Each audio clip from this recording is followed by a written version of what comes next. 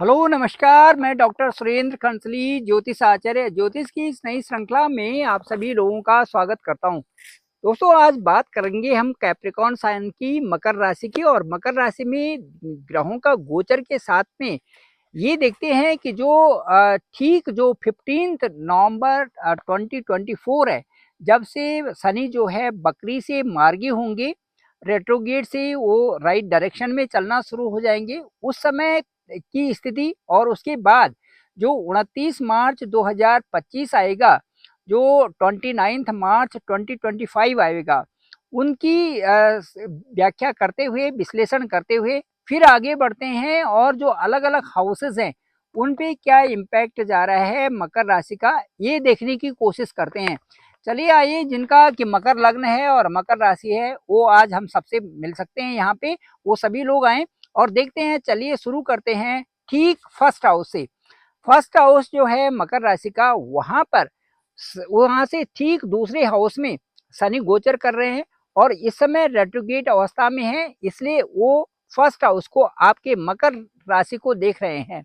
मकर राशि में इस समय शनि के जो प्रभाव से जो आपके कार्य हैं उनमें विलंब हो रहा है। कहीं आप अप्लाई कर रहे हैं तो उनमें समय से उनका रिस्पॉन्स नहीं आ रहा है। साथ साथ में, उसके साथ साथ में जो और कार्यों का जो गति है उतनी अच्छी नहीं दिखाई दे रही है जितने अच्छे कि आप मेहनत से आगे बढ़ रहे थे। इसीलिए आपको वेट करना पड़ेगा। जो 15 नवंबर जो 2024 है, इसकी वेट करनी पड़ेगी और उसके बाद आपको परिणाम अच्छे आएंगे। और इससे जो ये 4 महीने का अंतराल होगा, जो ये जो नवंबर 15 नवंबर 2024 से और जो 29 मार्च 2025 होगा, इस बीच में आपको कई अच्छे परिणाम आने की पूरी संभावनाएं बनती हैं। इस बीच में जो जिनकी नौकरी व्यवसाय हैं उनके तो प्रमोशन होंगे ही, उनके कई प्रकार से प्रगति के अवसर हैं। लेकिन साथ साथ में उन लोगों का जो कि नई जगह अप्लाई कर रहे हैं या नई सोर्सेस देख रहे हैं, उनके लिए भी ये अवधि बहुत अच्छी रहेगी। चलिए बात करते हैं, हम अब चलते हैं ठीक दूसरे हाउस में। और जो दूसरा हाउस है वो आपका धन का है, परिवार का है और वाणी का है। इसमें क्या क्या चीजें होने जा रहे हैं, इसमें आप आज हम विचार करेंगे। अंतिम जो साढ़े साथी की जो पारी है, ये बहुत ही खूबसूरत इसमें बन रही है। अंतिम जो ये पारी होगी, ये 15/11/2024 से और 29/3/2025 तक रहेगी। और इस पीरियड में प्रभु की विशेष कृपा आपके साथ में होने जा रही है। मकर राशि वालों को मैं कहूँगा कि उनके घर से संबंध भी और जो इनके जो ससुराल से भी संबंध होंगे, दोनों ही अच्छे होंगे। इसलिए क्योंकि जो बकरी से मार्गी होंगे शनि, वो ठीक आपके दूसरे भाव में, दूसरे हाउस में, जहां पर कि आपका घर है, वहां पर मार्गी होने जा रहे हैं। राइट डायरेक्शन होना और रेट्रोगेट डायरेक्शन होना, दोनों में देयर आर मोर डिफरेंसेस। तो इसमें हम देखेंगे कि जब वो सही राइट डायरेक्शन में होंगे तो उसका जो इम्पैक्ट होगा वो आपके स्वास्थ्य पर भी होगा और साथ साथ में वो आपके बोलने पर भी, परिवार पर भी, और इसके साथ साथ में आपके जो कर्म जो कर रहे हैं उसमें वो कर्म में प्रभाव देखा जाएगा। चलिए आगे बढ़ते हैं और अब देखते हैं मंगल का जो गोचर है। जो मार्स है वो मकर राशि में ठीक जो है इस समय सप्तम हाउस में इस समय गोचर कर रहे हैं। मंगल का गोचर भी एक महत्वपूर्ण गोचर समझा जा रहा है और मंगल के गोचर की चर्चाएं आजकल बहुत ज्यादा हो रही हैं। अब क्योंकि मंगल उसमें जो मकर राशि के ठीक सप्तम भाव में है, वहां पर नीच का मंगल गोचर कर रहा है। अब नीच का यदि मंगल वहां पर गोचर करता है और वहां पर चंद्रमा का घर होता है, तो कई प्रकार से वहां पर प्रॉब्लम्स आनी भी स्वाभाविक हैं। आपके पार्टनर के साथ में कई सारी समस्याएं होंगी।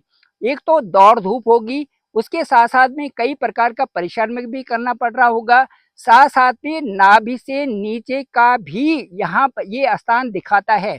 इसीलिए आपको या आपके पार्टनर को नाभि से नीचे के जो हमारा जो बॉडी के पार्ट्स हैं, उनमें भी हमें अंगों का, जो नाभि से नीचे के जो अंग है उनको भी यहाँ पर दर्शाता है ये सप्तम स्थान।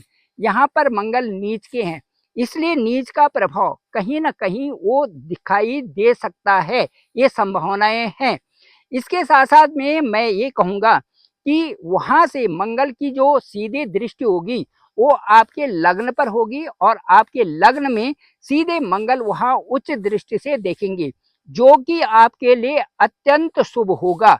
अब जो आपका ये अवधि होगी, ये जो ठीक जो 20 अक्टूबर से और 21 जनवरी तक का जो ये अवधि होगी, इस अवधि में आप कई जो है कार्यों को एक लाइन बद्ध रखेंगे, और जो पॉइंट वाइज जो आप फोकस करेंगे उनका महत्व होने जा रहा है। जैसे ही 21 जनवरी आएगी उसके बाद आपको कई कई तरह से कॉल लेटर्स भी आएंगे, और आपकी नौकरी में भी इजाफा होगा, और जो व्यापार कर रहे हैं व्यापार क्षेत्र में भी उनको बहुत अधिक लाभ मिलने की संभावनाएं बन रही हैं। अब मैं बताऊंगा मंगल जो है भूमि के भी प्रतिनिधित्व करते हैं। तो जो रिप्रेजेंट है वहां पर भूमि से संबंधित विवाद भी खत्म होंगे, और जो आपकी ऐसी प्रॉपर्टी है जिसमें कि आपका अभी तक जो आपको नहीं मिला हुआ है वो भी आपको मिलेगा। साथ साथ में आप यदि कहीं पर जमीन लेना चाहते हैं, फ्लैट लेना चाहते हैं, मकान लेना चाहते हैं, तो वो भी अवसर आपको प्राप्त होंगे। इसके साथ साथ में मैं आपको बताना चाहूंगा कि जो चतुर्थ भाव जो आपका है वो भी मंगल का स्थान है। तो मंगल का स्थान है तो नीच मंगल आपके सप्तम भाव में है, तो उसका प्रभाव आपके चतुर्थ भाव पर भी पड़ेगा। चतुर्थ जो स्थान है वो सुख स्थान होता है। सुख स्थान का मतलब यह है कि सुखों में वहां पर किसी न किसी तरह से उस सुख भाव में वहां पर भी परिवर्तन आ रहा है। वो परिवर्तन क्या है? आपके जॉब से संबंधित परिवर्तन है, क्योंकि वहां से जो मंगल का हाउस है उसके सामने ही आपका जॉब का कार्यस्थल है। तो कार्यस्थल में एक उन्नति होगी, या जो भी यदि आपका परिवर्तन होता है तो वो साकार होगा।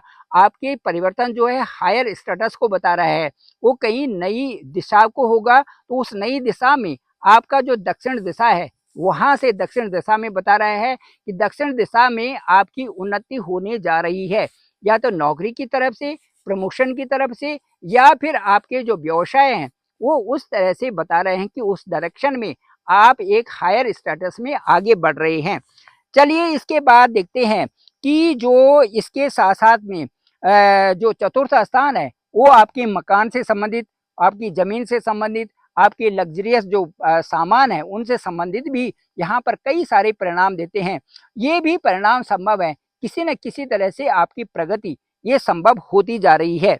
चलिए अब जो है एक आगे देखते हैं कि शनि बकरी धन स्थान में है, और सप्तम दृष्टि ठीक अष्टम स्थान में बनी हुई है। दूसरे स्थान से जो आपका जो यहाँ पर जो जो स्थान है जहाँ पर शनि बैठे हुए हैं, वहां से ठीक जहाँ पर शनि बैठे हुए हैं उससे ठीक यदि अगला देखें, हम सप्तम भाव देखें तो वहां से सप्तम भाव होता है ठीक जो है सप्तम भाव, वहां से सीधे अष्टम जो आठवां घर है वो पड़ता है। अब अष्टम भाव वहां से दिखने में ऐसा ऐसा लगता है कि एक अच्छी प्रोग्रेस वहां पर भी हो सकती है। यदि आपका एंसेस्ट्रल प्रॉपर्टी, यदि आपका घर में कोई भी जायदाद इस तरह से है जो कि डिस्प्यूट है या लीगल वहां पर है, तो उसमें भी एक तरक्की वहां पर भी आने वाली है कि वो भी जो है विवाद हल होगा और वो प्रॉपर्टी आपको मिल सकती है। इस तरह से यहाँ पर भी योग बनता जा रहा है। दूसरा मैं आपको ये कहूंगा कि जो दसम भाव है ये भी एक्टिव हो गया है, यहाँ पर भी धन योग है, व्यापार के योग हैं, नए व्यापार के योग बन रहे हैं, इच्छाएं पूर्ति होगी, क्योंकि एकादश भाव भी मंगल का है। एकादश भाव मंगल का है, और इसमें मुझे ऐसा लगता है कि मंगल आपके लिए मंगल ही ला रहा है। इसीलिए क्योंकि चतुर्थ भाव और एकादश भाव ये दोनों भी मंगल के हैं, मुझे लगता है कि ये जो एक अवधि है जो 20 अक्टूबर से और 21 जनवरी की अवधि है, इनमें आपके लिए दोनों तरफ की चीजें आ रही हैं, और उसमें पॉजिटिविटी ज्यादा आएगी। उसमें आप अपने अपने को एक उन धाराओं में ले जाओगे जिन धाराओं से आप निकल करके एक एक बड़ी प्रगति को हासिल करने जा रहे हैं। तो दोस्तों ये था, और इसे ये क्योंकि इस समय मंगल आपके ठीक मुख पृष्ठ पर, आपके ठीक जो है इस समय जो है दृष्टि लगाए हुए हैं, मंगल की दृष्टि वहाँ पर है। और इस तरह से ये भी उसमें देखना चाहिए कि हमें अपने आँखों में, अपना जो मुँह से संबंधित है, इनको ये बार-बार आँखों में पानी डालना और उनकी अच्छे से हिफाज़त करना, ये भी ज़रूरी बनता है। जबकि मंगल की दृष्टि, सूर्य की दृष्टि होती है, तो ये जो जो जहाँ पर लग्न होता है, उसके जो दोनों तरफ, एक तरफ बाएँ तरफ और एक तरफ दाहिने तरफ, इन दोनों को देखना ज़रूरी होता है। ये मुँह से संबंधित, कंठ से संबंधित, ये सारी चीज़ें जो वहाँ पर प्रतिष्ठित होती हैं, इनको भी फ़ोकस्ड करना बहुत आवश्यक होता है। इन चीज़ों का भी ध्यान रखना चाहिए और उसमें जो है आप बहुत अच्छे ढंग से आप ध्यान रखने वाले हैं ही, तो आप एक बहुत ऊँचे दर्जे के हैं मकर राशि वाले। इनको कोई बिलाप करने की ज़रूरत नहीं है। इनको मन के अंदर उन चीज़ों को जिनको रखते हैं, उनको स्वभावतः है कई चीज़ों को निकालना भी चाहिए, उनको खाली भी करना चाहिए, कई चीज़ें जो मन पे लगा देते हैं और आगे बढ़ते रहना चाहिए। प्रोग्रेस में ही आपका फ़ायदा है। Thank you very much. और डिस्क्रिप्शन पे मेरा नंबर है 9868280191। आप डायरेक्ट मुझे कॉल भी कर सकते हैं, केवल वही करें जो बहुत नीडी हैं। एक दिन में केवल 2 या 3 हॉरोस्कोप हम देखेंगे, उससे ज़्यादा नहीं देखेंगे।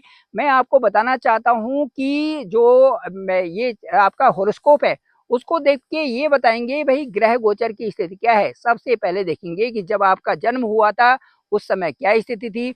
आज की दशा और अंतर्दशा क्या वही बोल रही है जो उस समय थी? और यदि वही भी बोल रही है, तो फिर विवेचन करेंगे कि इसका क्या अर्थ होता है और किस घर से संबंधित है। उसके परिणाम देखेंगे और वो सारे एक तरफ संकलित करके आपके पास प्रेषित करेंगे, आपसे वार्ता करेंगे और वो बताएँगे कि ये इसके परिणाम होने जा रहे हैं और इसका ये चीज़ थी, इसीलिए ये चीज़ें हो रही हैं और अब इसके रेमेडीज़ ये हैं, वो भी आपको बताने की कोशिश करेंगे। Thank you very much. जो भी मेरा अनुभव है, उसके अनुसार मैंने ये वीडियो बनाया। इसको आप लाइक करें, शेयर करें, सब्सक्राइब करें और ज़्यादा से ज़्यादा लोगों तक भेजें ताकि अच्छी जानकारी सबको प्राप्त हो सके। आप सभी लोगों का धन्यवाद, आप सभी लोगों का आभार।